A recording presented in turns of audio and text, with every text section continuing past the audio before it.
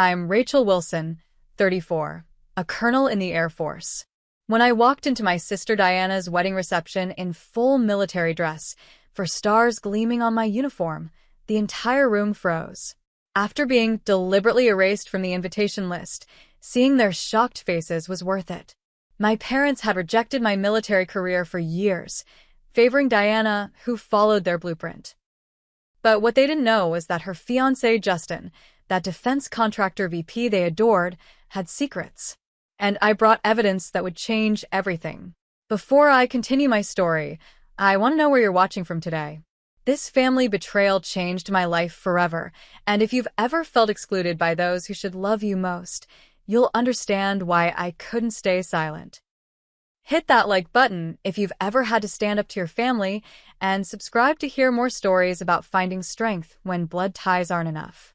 Now, let me take you back to where it all began. Growing up in Portland, Oregon, my sister Diana and I were raised with silver spoons in our mouths. The Wilson name meant something in the business community. Our sprawling home in West Hills overlooked the city, and our parents Margaret and Frank Wilson made sure we understood our place in society from an early age. The Wilson daughters will continue our legacy, my father would say at dinner parties, his hand firmly on Diana's shoulder while I sat quietly across the table. Diana was 2 years younger, but somehow always seemed to be the primary focus. She was gentle, agreeable, and most importantly to my parents, compliant. From an early age, our paths diverged. While Diana showed interest in business and social connections, I was drawn to service and structure. In high school, I joined ROTC, while Diana headed the Future Business Leaders Club. My mother would wrinkle her nose whenever I came home in uniform. "Rachel, darling, military service is so common," she'd say, lips pursed around the word common as though it tasted bitter. The Wilsons have never been soldiers. We employ people. We don't serve others. The disconnect grew when I announced my plans to attend the Air Force Academy after graduation. The dinner that night was frigid. "This family has connections to Ivy League schools," my father reminded me, knife cutting precisely through a steak. "Your grandfather sits on boards. We donate buildings. And you want to throw it all away to become what? A glorified government employee?" Diana, 16 then, watched silently from across the table, eyes darting between us. Even then, she knew better than to side with me. I enlisted anyway, and the day I left for basic training, only my Aunt Elaine came to see me off. My mother claimed a migraine, my father had urgent business, and Diana sent a text wishing me luck but saying she couldn't upset our parents by coming. Over the years, as I rose through the ranks, our family dinners during my rare visits home became increasingly strained. My achievements were minimized or ignored entirely. When I was deployed, my parents told their friends I was away on government business, never specifying military service. Diana, meanwhile, joined our father's investment firm after graduating from Wharton. She became the daughter they showcased at charity galas and country club events. She dated men they approved of, sons of business partners, Harvard graduates, future politicians. The divide became a chasm when I moved into intelligence work. My specialized knowledge sometimes put me at odds with the defense contractors my father's firm invested in. At one holiday dinner, when I questioned the ethics of a particular weapons manufacturer that had recently faced scrutiny for selling to embargoed countries, my father slammed his fist on the table. "You've been brainwashed by government propaganda," he shouted. "These companies protect American interests." What he didn't say, but what I later discovered, was that his firm had significant holdings in that very company. Our last big fight happened 2 years ago, when I was promoted to colonel. I'd called to share the news, and my mother had sighed heavily into the phone. "Rachel, dear, when are you going to leave this phase behind and come join the real world? Diana is being considered for partner at your father's firm. She just bought that lovely condo in Pearl District. Meanwhile, you're still playing soldier." "I'm not playing anything, Mother. I've dedicated my life to this country." "Yes, well, dedication doesn't secure your future, does it? What man would want to marry a woman who's never home? Who puts herself in danger?" Diana has been seeing Justin Prescott, you remember, the VP at Meridian Defense? Now, there's a man with a future. That was the last real conversation we had. After that, communication dwindled to obligatory birthday texts and the occasional holiday card. I kept tabs on my family through Aunt Elaine, my mother's sister, who had similarly been cast as the family disappointment for becoming a professor instead of a socialite. She told me when Diana and Justin got engaged last spring, though I received no call from my sister. Through my work, I knew about Meridian Defense. They were a mid-sized contractor that had expanded rapidly in recent years, securing surprisingly large government contracts despite some questionable project deliveries. Nothing concrete enough to trigger an investigation, but enough to raise eyebrows among those of us monitoring defense spending. Justin Prescott had risen quickly through their ranks, from project manager to VP in just 3 years. His specialty was client relations, which often meant whining and dining government officials who approved contracts. I'd seen his name on guest lists for embassy functions and military contractor events. What my family couldn't know, was that in my position, I had access to intelligence briefings that sometimes included concerns about certain defense contractors. And Meridian's name had started appearing with troubling frequency in relation to weapons that somehow ended up in conflict zones where U.S. companies were prohibited from selling. Diana's engagement to Justin created a new complexity in my already strained family relationships. I considered reaching out directly to warn her, but hesitated. Without concrete evidence, it would just sound like jealousy or more family politics. And Diana had made her allegiance clear years ago when she chose our parents' approval over our sisterhood. So I stayed silent, watching from afar as my sister prepared to marry a man whose company might be under investigation, while my family continued to pretend their military daughter didn't exist. I learned about Diana's wedding date from my cousin Tyler, not from my sister or parents. We'd stayed in touch over the years, Tyler being one of the few family members who respected my career choice. "I thought you knew," he said, confusion evident in his voice during our phone call. "It's next month at the Fairmont Hotel. Pretty much the entire extended family is invited." My stomach dropped. I hadn't heard anything about it. There was an awkward pause. "Rachel, I'm sorry." I assumed. She's your sister. After hanging up, I sat in my apartment staring at my phone, debating whether to call Diana directly. We hadn't spoken in nearly a year, but surely a wedding warranted breaking the silence. I finally pressed dial, half expecting to reach voicemail, but she answered on the third ring. "Rachel? Is everything okay?" Her voice carried that familiar note of wariness, as though my calls only ever brought bad news. "I heard you're getting married next month," I said, keeping my tone neutral. Another pause. "Yes, to Justin. I thought Mom might have mentioned it. Mom and I don't exactly have regular chats," I reminded her. "Why didn't you tell me?" Diana sighed. "We didn't think you'd want to come. You're always so busy, and you and Dad can't be in the same room without arguing, and Justin's work is, well, you've made your opinions about defense contractors pretty clear." "I'm still your sister," I said quietly. "I know, but..." Her voice trailed off. "It's complicated, Rachel. The guest list was mostly Mom and Dad's business associates and Justin's colleagues. It's practically a networking event with a wedding attached." Something in her tone struck me, a hint of resignation that seemed out of place for a bride describing her wedding. "Are you happy, Diana? With all of this?" "Of course I am," she replied too quickly. "Justin is perfect. Dad thinks he's headed for COO within 5 years. Note that she described what our father thought of him, not her own feelings. I tried once more. "Could we get coffee before the wedding? Just the two of us." "I'm swamped with planning," she deflected. "Maybe after we get back from our honeymoon in Bali." I recognized the brush off, but pushed anyway. "Diana, I'd really like to be there for your wedding. I can request leave." "It's not a good idea," she cut in, her voice suddenly firm. "Dad would. It would just create tension on what's supposed to be a happy day. You understand, right?" I didn't understand. "Not really, but I recognized defeat when I saw it. After that call, I threw myself into work, trying to ignore the sting of exclusion. It was during a routine intelligence briefing the following week that Meridian Defense appeared on our radar again.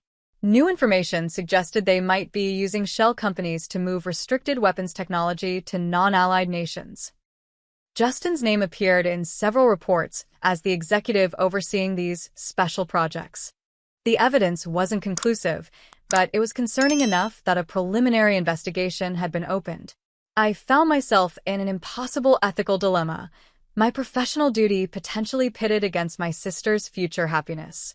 I debated whether to try reaching Diana again with this new information, but what could I really say? Hey, your fiancé might be involved in illegal arms deals, but I can't show you the classified evidence. She dismissed it as my attempt to sabotage her relationship with a man our parents adored. 3 weeks before the wedding, Diana called me unexpectedly. I tried, Rachel, she said, her voice small and defeated. I told them I wanted to invite you. I said it wasn't right to exclude you. What happened? I asked, though I already knew. Dad said he'd pull funding for the wedding if I insisted. He said you'd just cause a scene and embarrass the family in front of important business connections. Mom said. Her voice caught. Mom said choosing you over them would have consequences for my future at the firm. I closed my eyes, absorbing the hurt while simultaneously recognizing the manipulation. And what did Justin say about all this? Her pause told me everything. He thinks it's best to keep the peace. Of course he did. A man involved in questionable defense deals wouldn't want a military intelligence officer at his wedding, particularly one with a reputation for ethical stands. I'm sorry, Rachel, Tiana whispered. I'm not strong like you. I never have been. After we hung up, I made a decision. Diana might not have been strong enough to stand up to our parents, but I was. And if my sister was about to marry a man involved in illegal activities our parents might even be complicit in through their investments, I couldn't simply stand aside. I contacted a trusted colleague in the Justice Department who confirmed that Meridian Defense was indeed under active investigation, with Justin Prescott as a person of interest. The wedding wasn't just a family event. It was potentially the merging of two entities involved in illegal weapons sales. I needed more information before I could act. Using my security clearance, I began pulling together everything we had on Meridian, Justin, and any potential connections to my father's investment firm. What I found made me feel physically ill. There were email exchanges between Justin and my father dating back 3 years, long before he began dating Diana. They discussed market opportunities in regions where U.S. companies were prohibited from selling weapons technology. My father had been introducing Justin to foreign investors with questionable backgrounds. The picture became devastatingly clear. Diana wasn't marrying Justin because of a romantic connection. She was being used as the linchpin in a business alliance. Whether she knew it or not, my sister was being offered as a corporate asset. That night, I called Anna Lane and told her everything I could without breaching classified information. I've always known your father was ruthless in business, she said after a long silence, but using Diana this way, this is beyond the pale, even for him. I need to stop this wedding, I said. You know they'll never listen to you, she warned. Frank and Margaret have spent years discrediting you within the family. If you show up making accusations, you'll be dismissed as the jealous sister. Then I need irrefutable evidence. And I need to show up in a way they can't ignore. That's when my plan began to take shape. I would attend the wedding not as the uninvited black sheep daughter, but as Colonel Rachel Wilson, with all the authority my position commanded. I would wear my full dress uniform with decorations that even my status-obsessed parents couldn't dismiss. And I would bring enough evidence to give Diana a choice about the future she was walking into. With 3 weeks until the wedding, I initiated a careful investigation into my family's business dealings, walking a fine line between my personal concern and professional responsibilities. I called in favors from colleagues who could access financial records without raising flags. What began as suspicion about Justin Prescott's activities quickly evolved into something far more disturbing. Wilson Investments, my father's firm, had been quietly acquiring significant stakes in several defense contractors, including Meridian, over the past 5 years. On the surface, These appeared to be standard investments, but the pattern that emerged through subsidiary companies and offshore accounts told a different story. My father had created an elaborate structure of shell companies that obscured the true ownership of certain defense technologies. These technologies would be sold to his shell companies, which would then license them to foreign entities in countries under various export restrictions. Meridian Defense, with Justin as point man, facilitated these transfers while maintaining plausible deniability. The operation was sophisticated enough that it had evaded detection for years. The only reason it had come to light now was because one particular weapon system had been identified in a conflict zone where it absolutely should not have been. I found myself in my apartment surrounded by documents, building a timeline of my father's corruption. Photos of Justin at meetings with foreign officials were pinned to my wall. Bank transfers, corporate registrations, travel records. The evidence was overwhelming once assembled. But the most heartbreaking discovery came when I found Diana's name appearing in corporate filings from 2 years ago, before she had even met Justin. She was listed as a director of one of the shell companies, though I doubted she understood what she had signed. My father had been laying groundwork, using his own daughter's identity to further his schemes. I called Captain Harry Martinez, an old friend now working with the federal prosecutor's office specializing in arms export violations. "How certain are you about this information?" she asked after I explained what I'd found. "Certain enough that I'm willing to potentially destroy my relationship with my family," I replied. She was silent for a moment. "You know this is bigger than just your sister's wedding, right? If we're saying is accurate, this could involve violations of the Arms Export Control Act, international sanctions, and potentially even the Foreign Corrupt Practices Act." "I know." My voice was steady despite the churning in my stomach. "But I need to give my sister a chance to understand what she's walking into. She may be unknowingly implicated in this." "What exactly are you asking for, Rachel?" "Time," I said. "Don't move on this until after I've spoken with Diana at the wedding. She deserves to hear it from me first, not from federal agents showing up at her door." Harriet agreed to coordinate with the investigation team to delay any overt action until after the wedding date, but warned me that if there was any indication that evidence was being destroyed or that key figures were planning to flee, they would move immediately. As the wedding approached, I experienced some of the worst nightmares of my life, worse than during my deployments. I dreamed of Diana in a wedding dress splattered with blood money, of my father laughing as he sold weapons to shadowy figures, of my mother adjusting Diana's veil while whispering, "Just sign here, darling." I woke each morning exhausted and increasingly certain that I was doing the right thing, no matter how painful. My sister was being used as a pawn in a dangerous game, one that could end with her facing criminal charges alongside our parents and her new husband. 2 days before the wedding, I received a text from Anna Lane. "Your mother called to remind me not to mention you at the wedding. Said it would upset Diana. I'm officially disgusted with my sister." I texted back, "I'll be there anyway. Will you help me if things get chaotic?" Her response was immediate. "Count on it. Your parents forgot I still have Wilson blood too. And unlike them, I remember what it's supposed to stand for." The night before the wedding, I laid out my dress uniform, making sure every medal and commendation was perfectly placed. I had earned each one honestly, through service and sacrifice, concepts my parents had never understood or valued. Tomorrow, they wouldn't be able to dismiss me or my achievements. The 4 stars on my uniform represented not just my rank, but a moral authority they couldn't deny. I prepared a secure folder with copies of the most damning evidence. Nothing classified, but enough to make the situation clear to Diana. I included contact information for attorneys specializing in unwitting participation in financial crimes. I needed her to understand that I wasn't just trying to ruin her wedding, I was trying to save her future.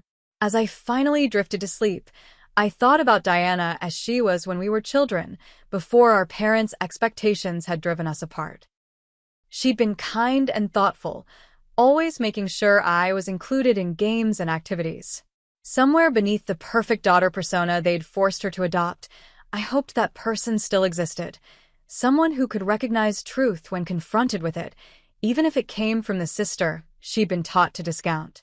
Tomorrow would determine whether I still had a sister, or whether our family's corruption had destroyed that bond forever. The Fairmont Hotel in downtown Portland was decked out in extravagant floral arrangements, with white roses and orchids cascading from every surface. Security guards in dark suits stood at each entrance, checking invitations against a guest list. I watched from across the street for several minutes, observing the arrival of Portland's business elite in luxury vehicles. I had chosen to arrive during the reception rather than the ceremony. My goal wasn't to create a scene during their vows. That would only cast me as the villain in Diana's memory. Instead, I timed my entrance for when my father would likely be giving his toast, when all attention would be on the Wilson family narrative. Taking a deep breath, I straightened my uniform one last time and crossed the street with a confident stride that 15 years of military service had ingrained in me. The first security guard noticed me approaching and stepped forward, hand raised. "Invitation, ma'am?" "I don't have one," I said calmly. "I'm Colonel Rachel Wilson, United States Air Force. The bride is my sister." He frowned, consulting his tablet. "I'm sorry, but there's no Rachel Wilson on the approved list. I can't let you in without authorization."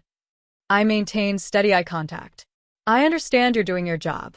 I'm going to show you my military ID, and then I'd like you to call your supervisor."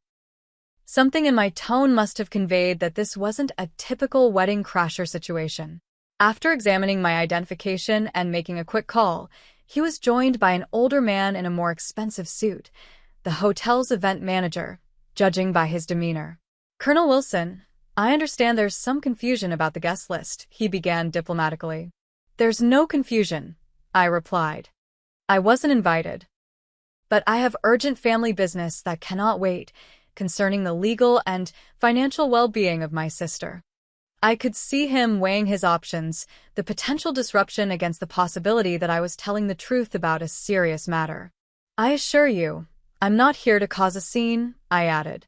"But what I need to discuss with my sister and her new husband is of critical importance." After a moment's consideration, he nodded to the security guard. "Escort Colonel Wilson to the grand ballroom entrance. Jeremy, alert Mr. Preston that we have a situation." As we walked through the opulent lobby, I could feel eyes turning to take in my uniform. Military dress at social functions wasn't uncommon in Portland, but the formal blue uniform of an Air Force colonel with full decorations commanded attention. We reached the ballroom just as applause was dying down. Through the partially open doors, I could see my father standing, champagne glass raised, his silver hair gleaming under the chandeliers. And so, as Diana embarks on this new chapter, joining not just with a man we admire, but with a family of business associates we've respected for years, I'm reminded of what truly matters in life: loyalty, commitment, and family values. The irony was almost too perfect. I nodded to the security guard. "Thank you. I can take it from here." Before he could object, I pushed the doors open fully and stepped into the ballroom. The effect was immediate and electric. Conversations halted mid-sentence as heads turned toward the entrance. My father froze, champagne glass suspended in air, his practiced smile faltering. My mother, seated at the head table in an expensive lavender dress, visibly paled. Diana, radiant in her white gown, turned to follow everyone's gaze. Her eyes widened as she registered my presence, her expression cycling rapidly through shock, confusion, and something that looked surprisingly like relief. Justin, seated beside her in a custom tuxedo, recognized me immediately. I'd never met him in person, but he'd seen my photo in intelligence briefings about his company's activities. The blood drained from his face as he realized who exactly had just walked into his wedding reception. I moved forward with measured steps, the sounds of my dress shoes on marble creating the only noise in the stunned silence. As I approached the head table, my father recovered enough to set down his glass and step forward, attempting to intercept me. "Rachel," he hissed, his public smile now a grimace. "What do you think you're doing?" "Hello, father," I replied, loud enough for those nearby to hear. "Congratulations on your daughter's wedding. I'm sorry I didn't receive an invitation." My mother rose from her seat, social training kicking in as she tried to salvage the situation. Rachel, darling, what a surprise. We thought you were deployed, didn't we, Frank? Her laugh was brittle as crystal.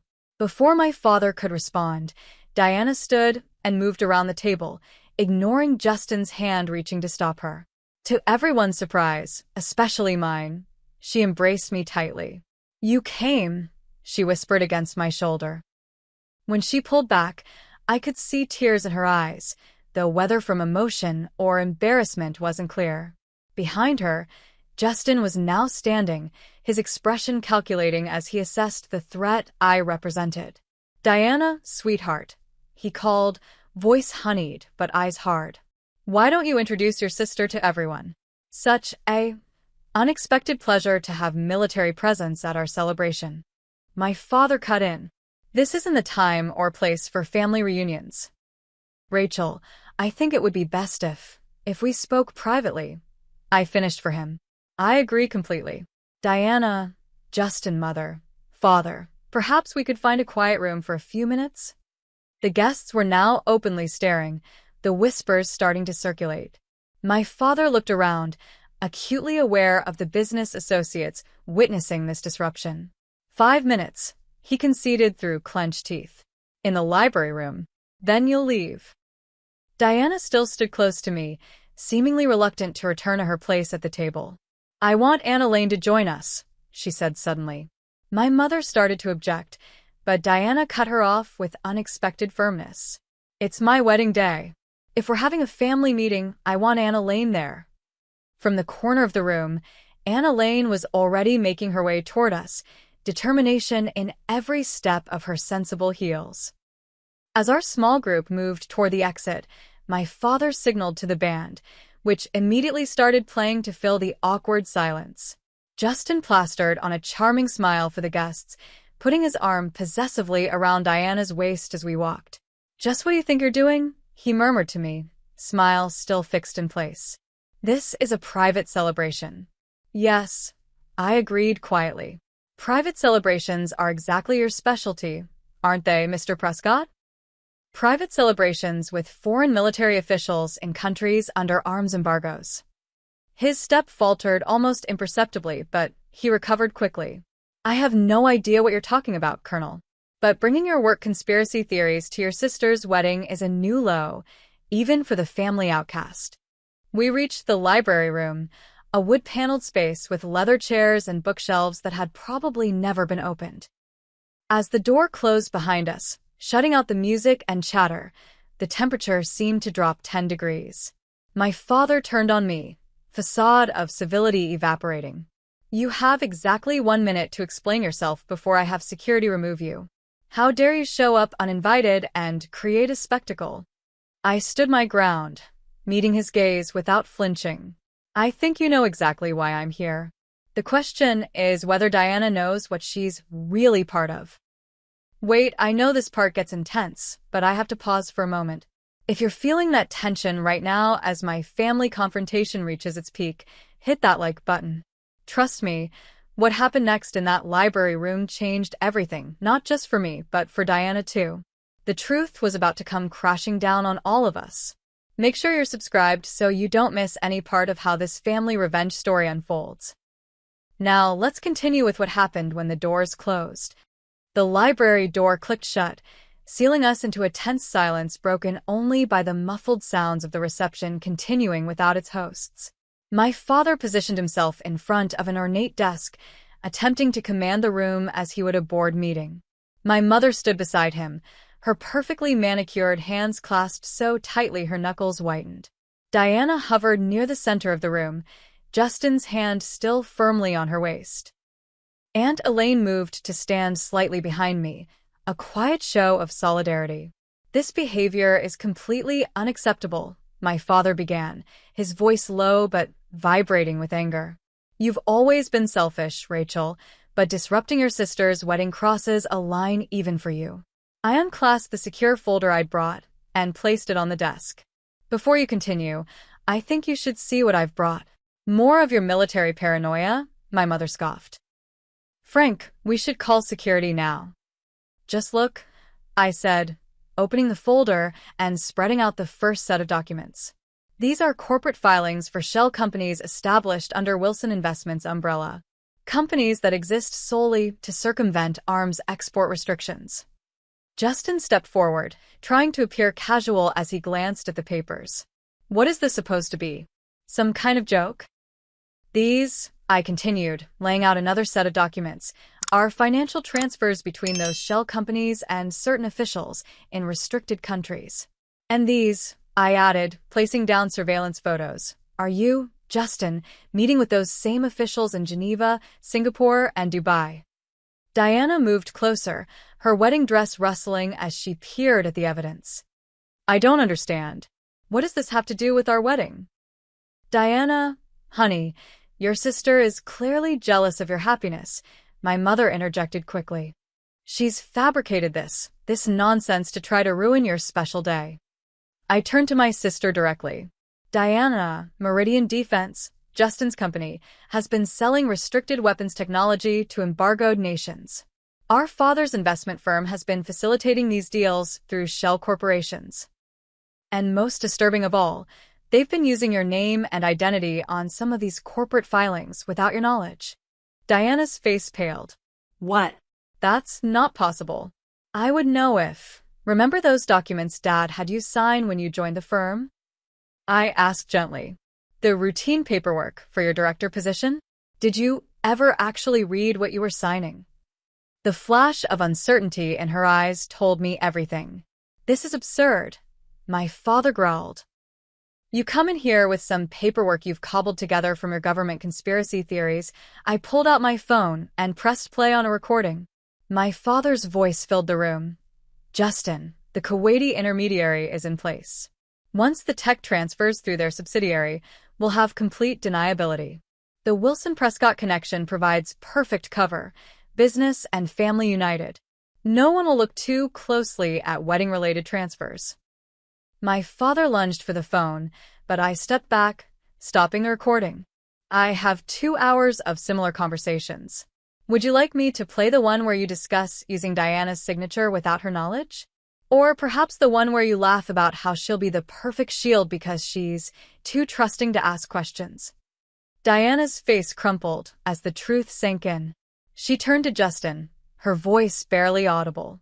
Did you only propose to me because of some business arrangement?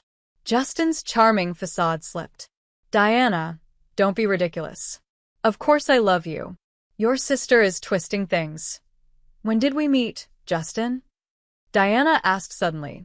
Tell me exactly how we met. He blinked, caught off guard by the specific question. At the charity gala for children's hospitals. You were wearing a blue dress. It was green, Diana said quietly. And it wasn't a children's hospital fundraiser. It was for literacy programs. She turned back to me, tears now streaming down her face. How long has this been going on? The relationship between Justin and Dad? At least 3 years, I answered honestly. Before you two ever met. My mother stepped forward, attempting to take Diana's hands, but my sister pulled away. Darling, you're overreacting. Business and personal relationships often overlap in our circles. It doesn't mean Justin doesn't care for you. Stop it, Margaret, and Elaine interjected, her voice sharp. Stop manipulating her. For once in your life, let your daughter see the truth. Diana looked back at the documents on the desk, then at the wedding ring newly placed on her finger. All those business dinners where you two would talk for hours while I sat there smiling, you weren't including me in the family business. You were using me as cover. Justin's demeanor changed, desperation entering his voice. Diana, baby, let's not do this here. We can discuss this privately on our honeymoon. There isn't going to be a honeymoon, I cut in. Federal agents are preparing to move on Meridian Defense and Wilson Investments. I've only delayed them by coming to you first. The color drained from both my father's and Justin's faces. You've done what? My father whispered, genuine fear replacing anger. I've reported what I found, as was my duty. I replied evenly. The only reason arrests haven't already been made is because I convinced them to let me warn Diana first. She deserves to know what she's been dragged into.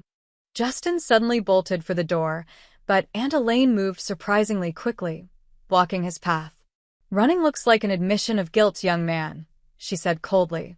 He spun back toward us, panic now evident in his eyes. "Diana, you have to believe me.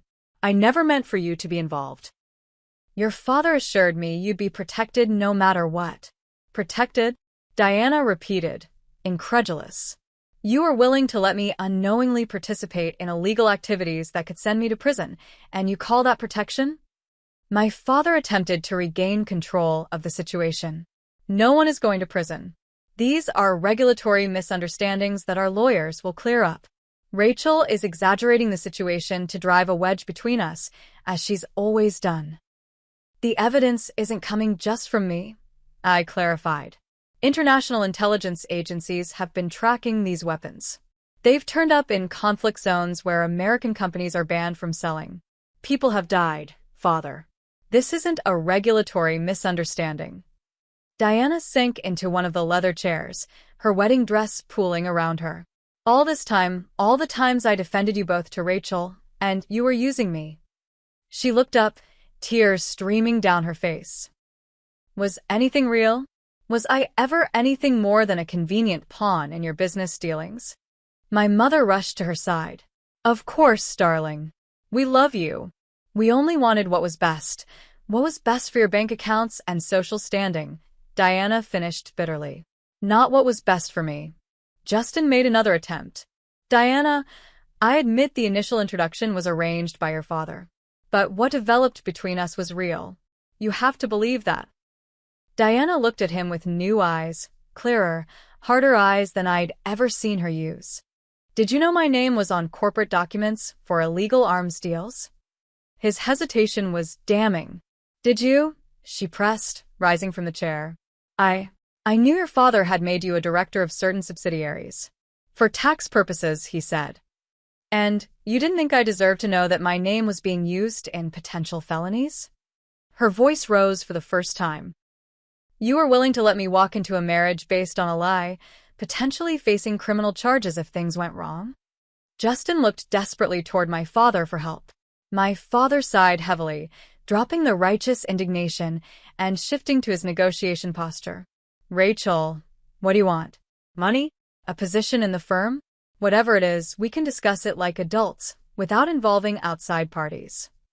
I shook my head in disbelief. "This isn't the negotiation. This isn't about what I want. It's about Diana having all the facts before she ties herself legally to a criminal enterprise." I turned to my sister. "Diana, I know we've grown apart over the years. I know you've chosen their path time and again. But this time, you need to make a choice with full information. You can stay here, continue with this wedding, try to salvage what you can with Justin and our parents. Or you can walk away now, before you're further implicated in their schemes." "She's not going anywhere," my father snapped. "Diana, if you leave with her, you're cut off. Completely. No more position at the firm, no trust fund, no family support. Is that what you want? To throw away everything for some misguided loyalty to a sister who couldn't even bother to stay in touch?" Diana looked between us, the weight of 28 years of family conditioning visible in her hesitation. Justin seized the moment, dropping to one knee before her, taking her hands. "Diana, I love you. Yes, our relationship may have started because of business connections, but what we have now is real. Don't throw it away based on your sister's accusations." For a terrible moment, I thought she might believe him. Then Diana pulled her hands free and slowly removed her wedding ring. "If what we had was real," she said quietly, "you would have protected me from this. You would have told me the truth before I walked down that aisle." She placed the ring in his palm and closed his fingers around it. Then she turned to our parents. "I've spent my entire life trying to be the daughter you wanted. I followed every direction, met every expectation. And this is how you repay that loyalty? By using me as a pawn in illegal business dealings?" My mother began to cry, elegant tears that didn't disturb her makeup. "Diana, please. Everything we've done has been for this family's legacy. For your future." "A future that might include prison time?" Diana asked sharply. No, thank you. She turned to me, her expression both vulnerable and determined. What happens now? Federal agents will be moving on Meridian and Wilson Investments, probably within hours, I explained. They'll want to question everyone involved, including you. But I've made it clear that you were an unwitting participant. If you cooperate fully, you should be protected from charges. Aunt Elaine stepped forward. Diana can come stay with me while this gets sorted out. Absolutely not, my father thundered. Diana, you are not leaving this building with them. Think about what you're doing. Diana straightened her shoulders, and in that moment, I saw a strength in my sister I hadn't witnessed since we were children. I am thinking clearly for perhaps the first time in years.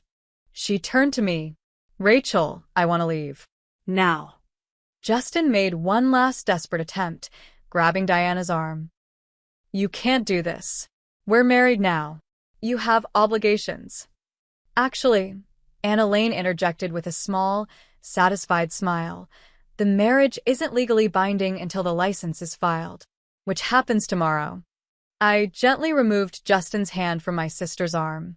I suggest you focus on finding a good lawyer, Mr. Prescott, rather than coercing my sister. My father made a move toward us, but I stepped between him and Diana. It's over, Father. The authorities already have everything they need. The only question now is how Diana moves forward. He glared at me with a hatred I'd never seen before, not even during our worst arguments. You've destroyed this family. No, I replied quietly. You did that when you decided your wealth and influence mattered more than your daughter's well-being. Diana had moved to stand beside me, her hand finding mine and squeezing tightly, just as she used to when we were small children facing our parents' disapproval together. Let's go, she whispered. As we turned to leave, my mother called out one last time, her voice breaking. Diana, please, think about what you're giving up. Diana paused at the door, looking back at the tableau of our parents and her almost husband. The picture-perfect family arrangement that had been revealed as hollow and corrupt. I'm not giving up anything worth keeping, she said simply, and followed me out the door. The next 48 hours passed in a blur of federal agents, attorneys, and reporters. As predicted, the authorities moved quickly once I gave them the green light. Justin was taken into custody as he attempted to board a private jet to the Cayman Islands. My father surrendered himself with his attorney present, while my mother retreated to their West Hills home, refusing to speak to anyone. Diana stayed in my apartment, sleeping in my spare bedroom that first night, barely speaking as the reality of her situation sank in. I worried she might regret her decision, might blame me for destroying the life she'd built, but on the second morning, as we sat drinking coffee in silence, she finally spoke. I keep thinking about all the documents I signed without reading, she said, staring into her mug. All the meetings where I smiled and nodded while they discussed special projects in code I didn't understand. How could I have been so blind? They raised you to trust them implicitly, I replied gently. That's not your fault. She looked up, her eyes red-rimmed but clear. But it was my responsibility. I'm an adult. I have a business degree. I should have asked questions. What matters is what you do now, I said. The federal prosecutor says your cooperation will be crucial in building the case. Diana nodded slowly. I'll tell them everything I know, which isn't much, but I'll try to remember every conversation, every meeting, anything that might help. True to her word, Diana spent the next week in lengthy interviews with federal investigators, providing names, dates, and details that helped fill gaps in their case. She handed over her personal devices and granted access to all her accounts without hesitation. Meanwhile, the news of the arrest sent shockwaves through Portland's business community. Wilson Investments founder arrested in illegal arms dealing investigation, screamed the headlines. Subsidiary headlines noted the dramatic scene at Diana's wedding, though thankfully most reports maintained her privacy, identifying her only as the daughter who cooperated with authorities. The media camped outside my apartment building until I arranged for Diana to stay at a military colleague's vacation property outside the city. Aunt Elaine joined her there, providing emotional support while I dealt with the professional fallout. My commanding officers were supportive but concerned about potential conflicts of interest. I was temporarily reassigned to administrative duties while an internal review confirmed I had followed proper protocols in reporting family members' illegal activities. About a week after the wedding that wasn't, Diana received the first of many calls from our mother. I sat beside her as she put the phone on speaker. "Darling, please come home," our mother pleaded, her voice uncharacteristically vulnerable. "The lawyers say your father could face serious charges unless we can show this was all a misunderstanding. If you just explain that you knew about the business arrangements that you approved, you want me to perjure myself?" Diana interrupted, incredulous. "I want you to help your family. Rachel has already betrayed us. Don't follow her example. Your father built everything for you, Diana. Don't you feel any loyalty?" Diana's hand trembled, but her voice remained steady. "My loyalty was used against me, Mother. I won't lie to protect people who were willing to sacrifice me." After she hung up, Diana curled into herself on the couch, sobbing as I hadn't seen her do since we were children. I held her until the tears subsided. "They'll never forgive me," she whispered. "Maybe not," I acknowledged. "But you'll forgive yourself, and that matters more." In the weeks that followed, Diana began rebuilding her life from scratch. Her assets were frozen as part of the investigation, though the prosecutor assured her that funds clearly not connected to illegal activities would eventually be released. In the meantime, she moved into my apartment permanently. I introduced her to my circle of friends, other military officers, intelligence analysts, and their partners, people whose values centered on integrity rather than social climbing. Initially shy around them, Diana gradually opened up, particularly to my friend Captain Martinez from the prosecutor's office, who took her under her wing. "Your sister is remarkably resilient," Harriet told me one evening after Diana had gone to bed. "Most people in her position would be falling apart or hiring the most expensive defense attorney to distance themselves from the case. She's doing neither. She's stronger than anyone gave her credit for," I replied, "including herself." 3 months after the wedding, the first indictments were handed down. Justin faced multiple counts of violating the Arms Export Control Act, conspiracy, money laundering, and fraud. My father was charged as a co-conspirator, with additional charges of tax evasion. Even my mother faced charges related to financial fraud, though lesser than the others. Diana received immunity in exchange for her testimony, though the psychological weight of testifying against our parents would prove heavy. The night before her first court appearance, she came into my room, reminiscent of when we were children and she'd seek refuge from nightmares. "Do you think I'm doing the right thing?" she asked, sitting at the foot of my bed. "I think you're doing the hard thing," I answered. "Which is usually the right thing." She nodded slowly. "I keep thinking about all the family dinners where they criticized your career choices, said you were wasting your potential. All while they were breaking the laws you were sworn to uphold. The irony isn't lost on me," I said with a wry smile. "I'm sorry I didn't defend you more," she whispered. "I was so afraid of losing their approval that I let them drive us apart. We're together now," I reminded her. "That's what matters." The media attention intensified as the trial preparations began. Diana was approached by publishers offering book deals to tell her story and by production companies interested in movie rights. She declined them all, preferring to focus on rebuilding her life away from the spotlight. With Aunt Elaine's guidance, Diana began volunteering at a veterans support organization, finding purpose in helping others who had served. The experience opened her eyes to the real-world impact of military service, and, by extension, the human cost of illegal arms dealing.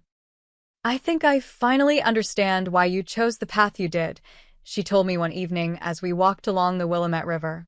"It was never about rejecting the family. It was about serving something larger than yourself." 6 months after the wedding, Diana received an unexpected visit from one of Justin's colleagues who had avoided indictment. He approached her after a court session, asking to speak privately. "Justin wanted me to give you a message," he said, looking uncomfortable. "He says he really did love you in his way. That not everything was a lie." Diana considered this for a moment before responding. "Tell him I hope he finds the courage to tell the complete truth." It's the only way forward. As the criminal proceedings continued, Diana began to form a new identity separate from the Wilson name and all it had represented. She enrolled in courses at Portland State, exploring fields she'd never been allowed to consider. She cut her hair short, adopted a simpler wardrobe, and gradually shed the careful mannerisms our mother had instilled.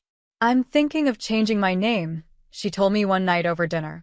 "Not legally. I'll still testify as Diana Wilson, but afterward. A fresh start." "Any ideas?" I asked. "I was thinking of using Mom's maiden name, Harrison. It still connects me to Anna Lane, but separates me from Dad's legacy. Diana Harrison. It suited her. The woman she was becoming rather than the puppet she'd been." 9 months after the wedding, my sister went on her first date since the ordeal began, with a public defender she'd met through Harriet. I helped her get ready, lending her a casual dress that was worlds away from the designer clothes she'd once worn.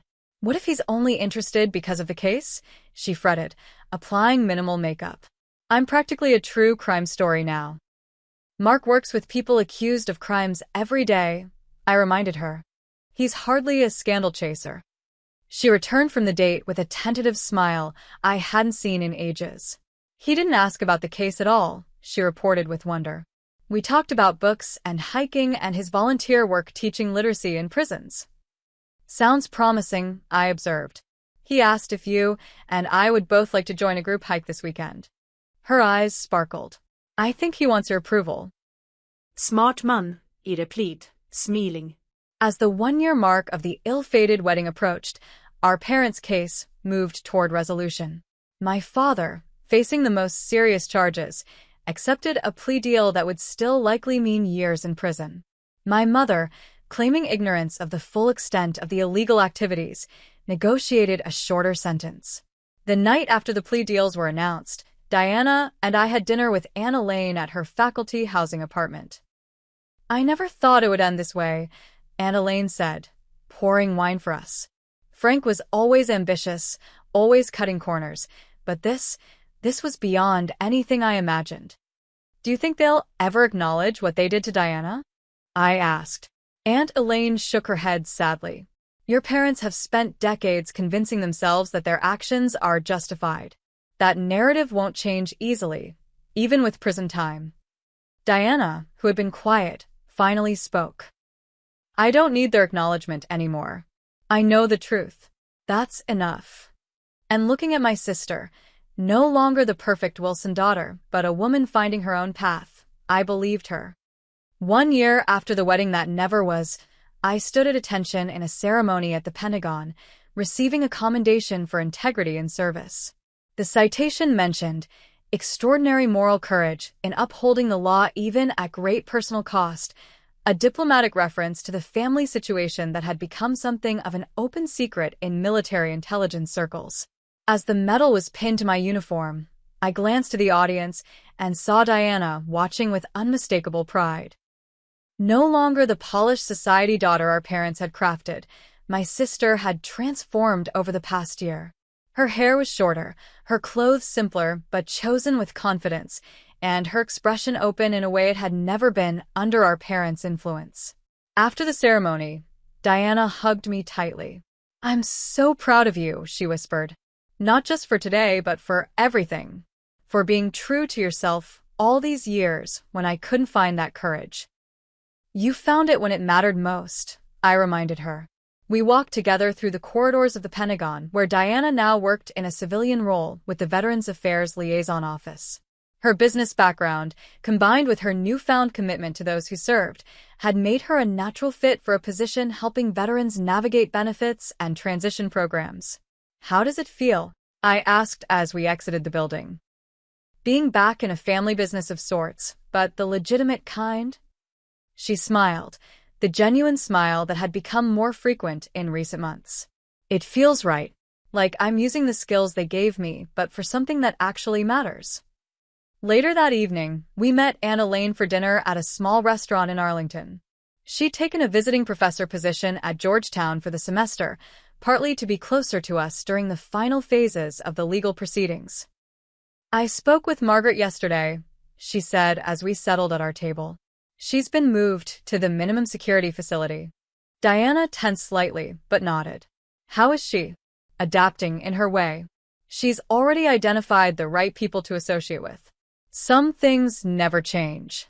Aunt Elaine shook her head with a mixture of exasperation and sadness. She asked about you. What did you tell her? Diana asked quietly. The truth.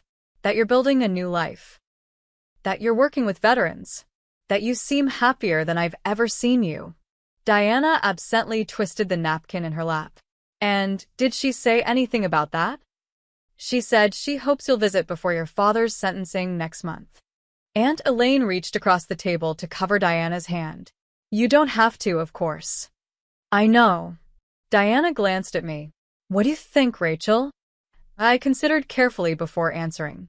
I think you should do whatever brings you peace. Not what you think you should do, or what anyone else thinks you should do. Diana nodded thoughtfully. I'm not sure I'm ready, but maybe a letter first.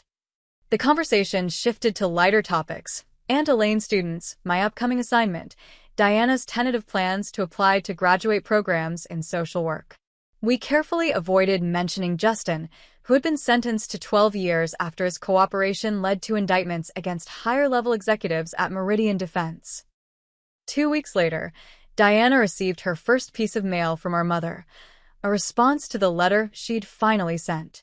She called me immediately. She apologized, Diana said, her voice conveying her shock. Not for everything, and there was still plenty of justification, but she actually said she was sorry for putting me in that position with Justin. That's unexpected, I admitted. She also asked about you, Diana continued, whether you might consider visiting or writing to them. I'm not there yet, I said honestly. Maybe someday, but not now. I told her as much in my letter. Diana assured me that you needed time and space, and that they needed to respect that. The following weekend, Diana organized a small gathering at her new apartment, a modest but bright space she'd recently rented with her unfrozen assets. The guests included Harriet Martinez and her husband, Mark the public defender, now officially Diana's boyfriend. Several of my military colleagues and Aunt Elaine. As I helped her prepare food in the kitchen, Diana seemed nervous. Do you think this is too normal? Too soon? People might think I'm not taking what happened seriously enough. People who matter understand that moving forward isn't the same as forgetting, I assured her. Besides, this group particularly understands complicated family situations. The gathering was warmly successful. Conversation flowing easily, laughter filling the rooms that had once seemed so empty when Diana first moved in.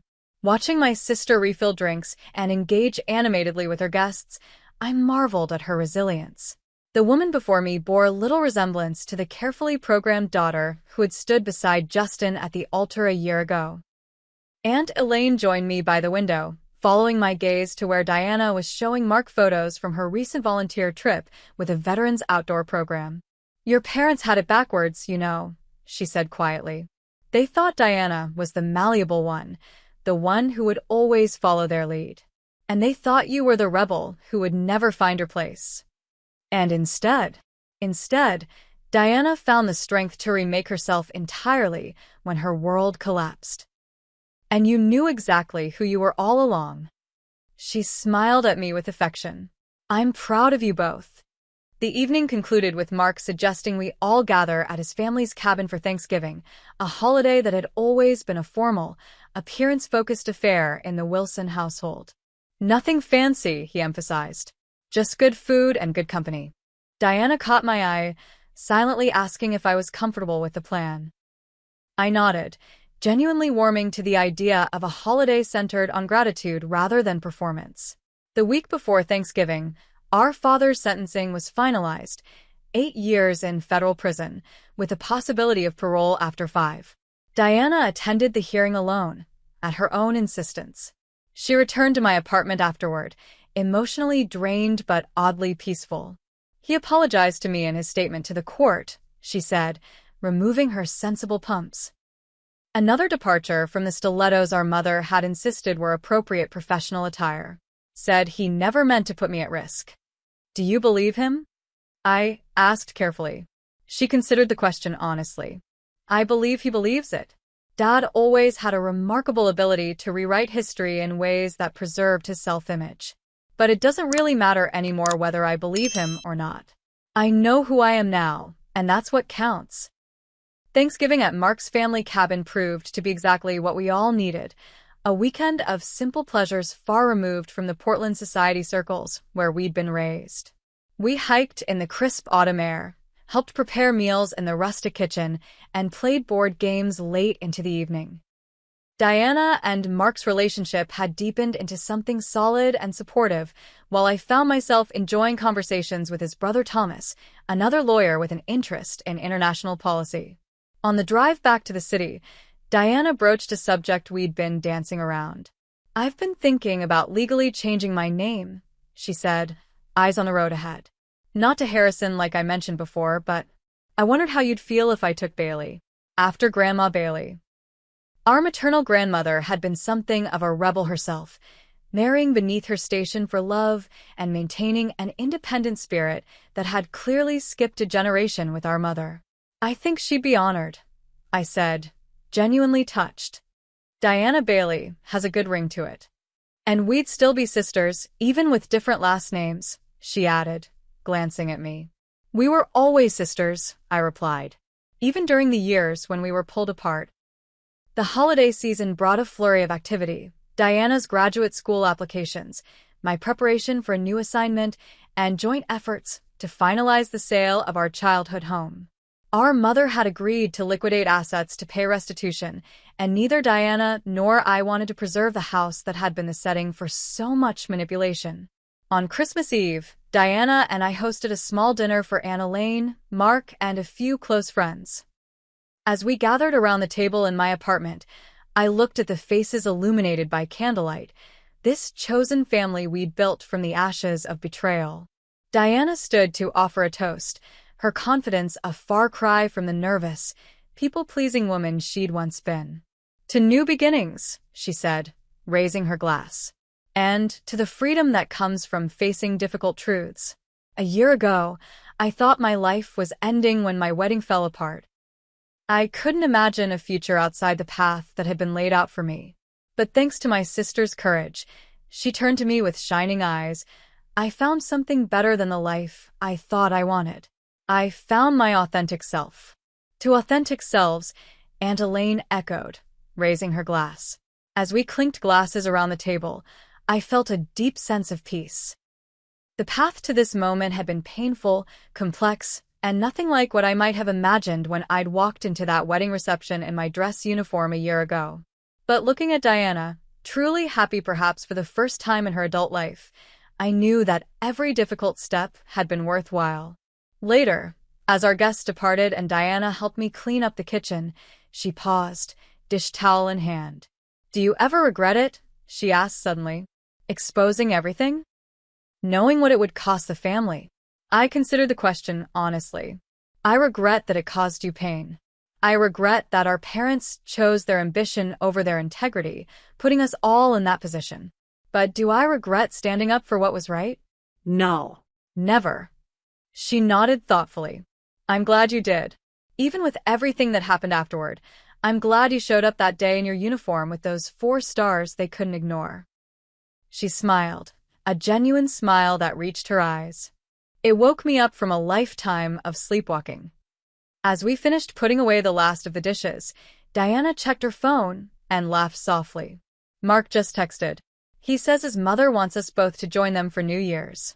Apparently, she's decided we're family now." "How do you feel about that?" I asked. Diana's expression softened. "It feels right, like we're building something new, something honest."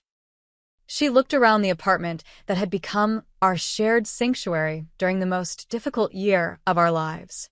"I think this is what family is supposed to be, people who see you clearly and love you anyway, not people who use you as pawns in their own games." I hugged my sister tightly, overwhelmed by how far we'd come. From the estranged siblings we'd been, to the united front we'd become, our journey had been unexpected but ultimately healing. "Happy holidays, Diana Bailey," I said, testing out her chosen name. She beamed. Happy holidays, Colonel Rachel Wilson. Here's to family, the kind we choose and the kind that chooses us. As we planned our future gatherings, holiday traditions, and the ongoing process of healing, I knew that the family we were building now, based on truth, respect, and genuine care, was stronger than anything our parents had created with their wealth and social connections. Some ties, it turned out, were more powerful than blood or obligation. The ties of choice, of integrity, and of standing together when it would have been easier to look away. I hope this story resonates with those of you who've faced difficult choices about family loyalty versus personal integrity. Have you ever had to stand up against family pressure to do what you knew was right? Or found yourself rebuilding relationships after betrayal? Share your experiences in the comments below. If my story of returning to my sister's wedding wearing those 4 stars they couldn't deny touched you, please like this video and subscribe for more stories about finding strength in unexpected places. Thank you for listening to my journey from family outcast to the person who ultimately saved my sister from a life built on lies. Sometimes the most painful moments lead to the most beautiful new beginnings.